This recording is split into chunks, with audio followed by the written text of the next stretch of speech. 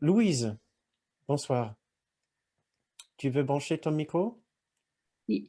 Euh, Moi, ce qui m'étonne, c'est que toutes ces théories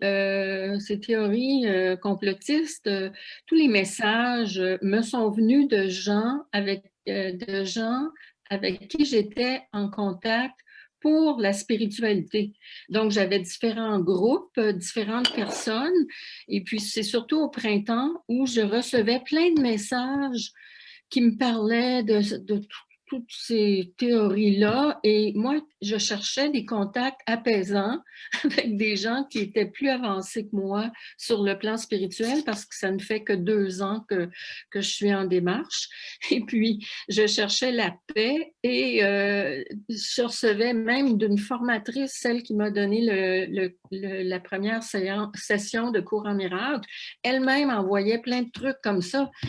Alors, j'ai trouvé ça aberrant, mais j'ai fini par trouver ma propre paix grâce au cours, parce que tu en avais parlé, tu avais fait une petite allusion au printemps à un moment donné en disant que, je me rappelle plus de tes termes, mais que c'était comme un peu comme si c'était pas la réalité.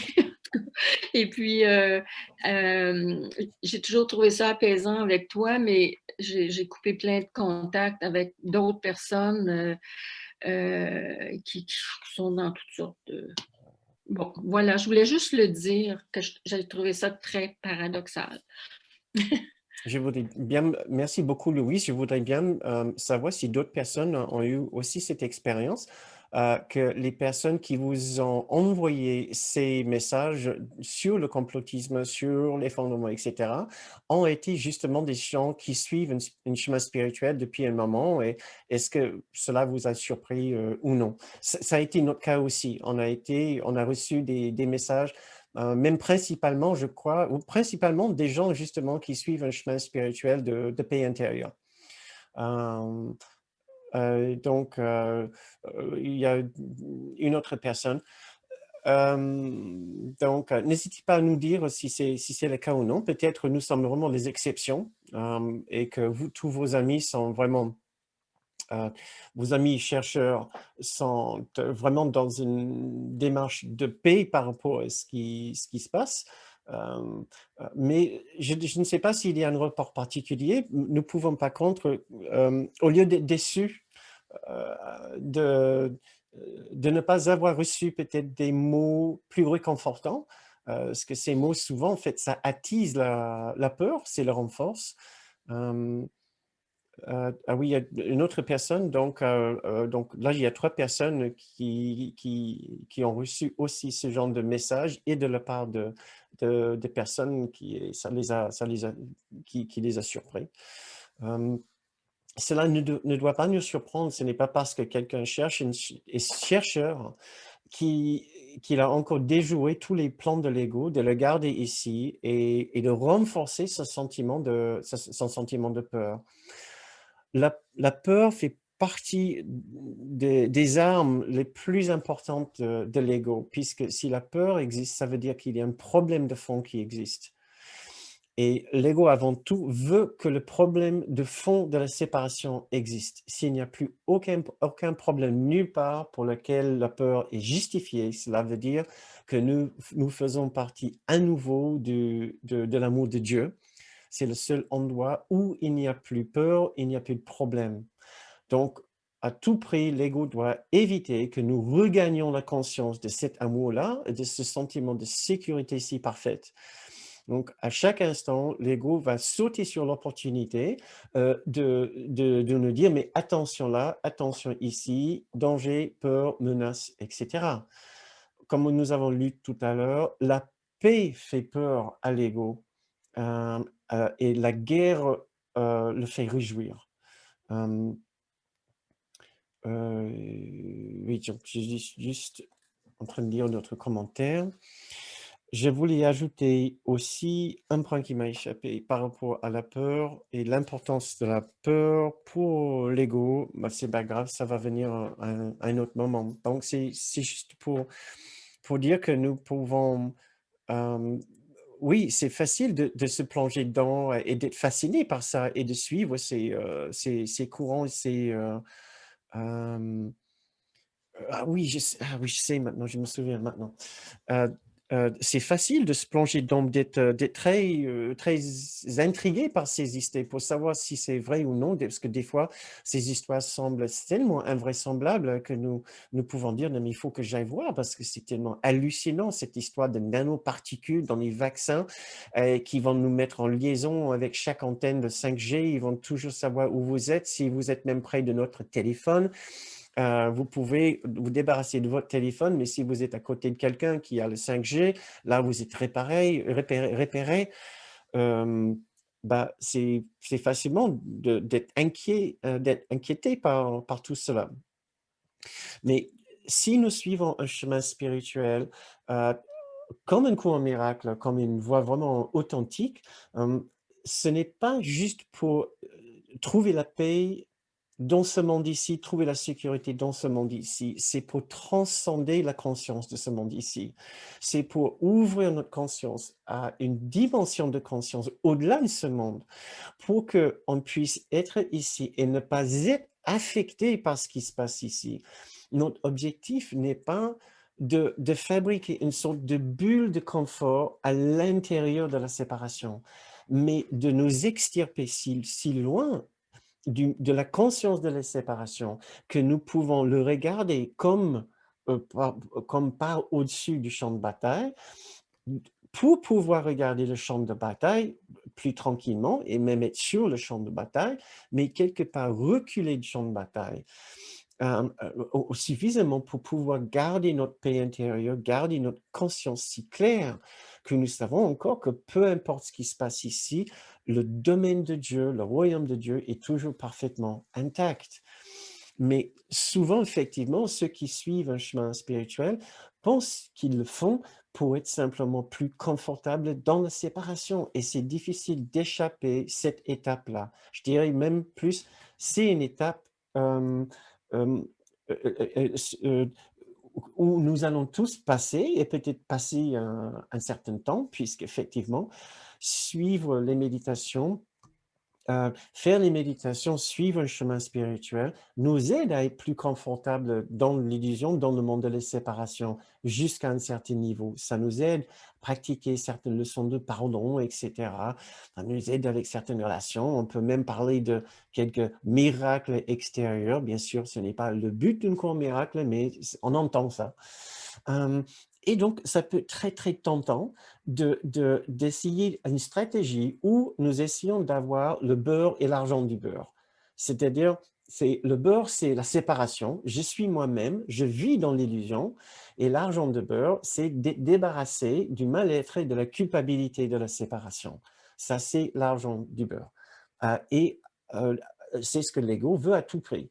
Il veut vivre son indépendance et ne pas être responsable pour la culpabilité de la séparation et même pas ne pas le ressentir. Au contraire, chaque fois qu'il y a une constante pensée de culpabilité, il a une pensée d'innocence qui vient tout de suite derrière, Dieu même, etc. Mais sans jamais vraiment transcender l'ensemble du système de pensée et de la conscience de la séparation, sans jamais abandonner sa particularité, sans jamais abandonner son sentiment d'être lui-même et fondre entièrement sa conscience dans cette unité de conscience avec Jésus, le Saint-Esprit, avec l'amour parfait.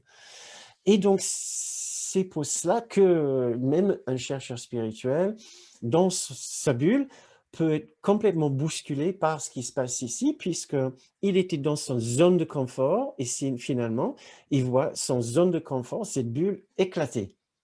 Et il devient un ego comme n'importe qui, à vouloir rafistoler un peu son royaume, de le remettre sa bulle intacte aussi bien qu'il peut, à trouver un moyen de garantir, mais ils vont pas me faire vacciner avec ce truc-là, et là, mes libertés-là, ils vont pas m'empêcher de faire ça, j'ai besoin de faire ceci et cela, et il va falloir que je me protège, je me protège, je me protège, parce que soudain, il voit qu'effectivement, sa paix intérieure était pas une vraie paix intérieure, c'était une paix extérieure. Hein, mais le pays extérieur qui était assez stable. Maintenant, ce qui se passe, c'est que ce Covid, ces questions économiques, questions de vaccin et tout ça, commence à détricoter toutes nos stratégies de confort et de bulle. Et nous devenons soudain comme n'importe qui, comme n'importe quel ego. Donc là, c'est l'explication longue, Louise. Excuse-moi, je t'ai pris beaucoup, beaucoup de temps. Merci beaucoup pour nous avoir mis sur ça. Alain qui dit, pour ma part, je pense que refuser de voir ce qui se passe dans le monde fait partie d'un processus de déni. Je participe à ce monde et donc je dois voir pour éclairer mes projections. En fait, le monde est un outil magnifique pour prendre conscience de son paysage, son état psychologique. Tout à fait.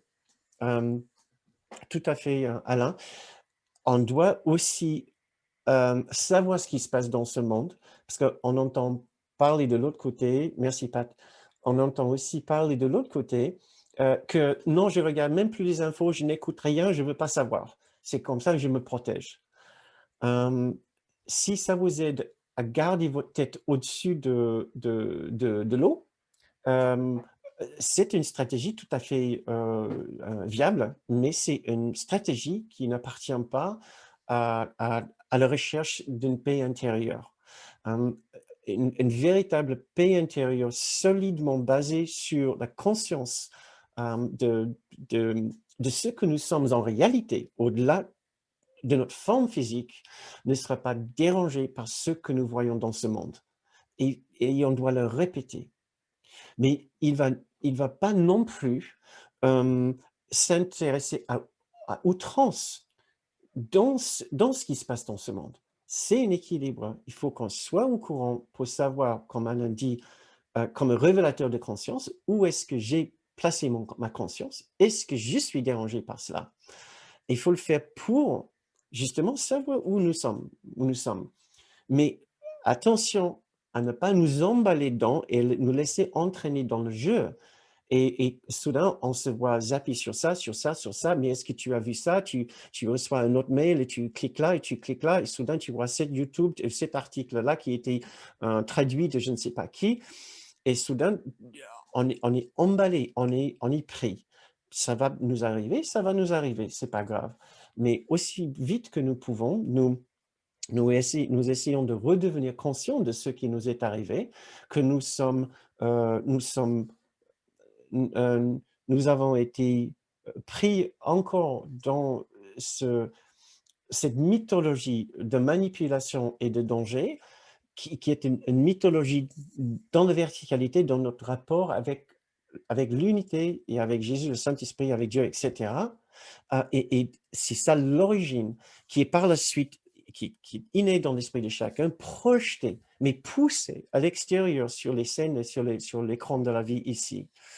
Il faut revenir en l'intérieur et dire, ah, c'est pour ça, ça me travaille autant. C'est parce que je me sens déjà dans une sorte d'insécurité, mais pas par rapport à ce monde, parce qu'il n'y a pas de danger immédiat. C'est un danger futur, soit. Ce n'est pas un danger immédiat, mais je le vis comme un danger immédiat. Ce danger immédiat que je ressens vient de ma relation avec Dieu, qui est corrompue, qui est complètement dominée par une idée que j'ai tué Dieu, je l'ai assassiné, j'ai détruit son ciel, j'ai fait effondrer le ciel, et maintenant je vais devoir payer le prix et payer super fort. Et on me recherche à cet instant-là. C'est ça la peur que nous ressentons, que l'effondrement extérieur est un signe que Dieu vient me prendre, que la réalité dont j'ai provoqué l'effondrement vient de prendre sa revanche. C'est ça le vrai drame qui nous fait réagir autant, et pas la promesse d'un vaccin futur avec ces nanoparticules. Donc, c'est bien l'heure, les amis. Je ne sais pas si vous avez d'autres commentaires, d'autres choses que vous aimeriez partager. Peut-être on peut laisser ça maintenant pour la prochaine fois. Donc, rendez-vous lundi prochain.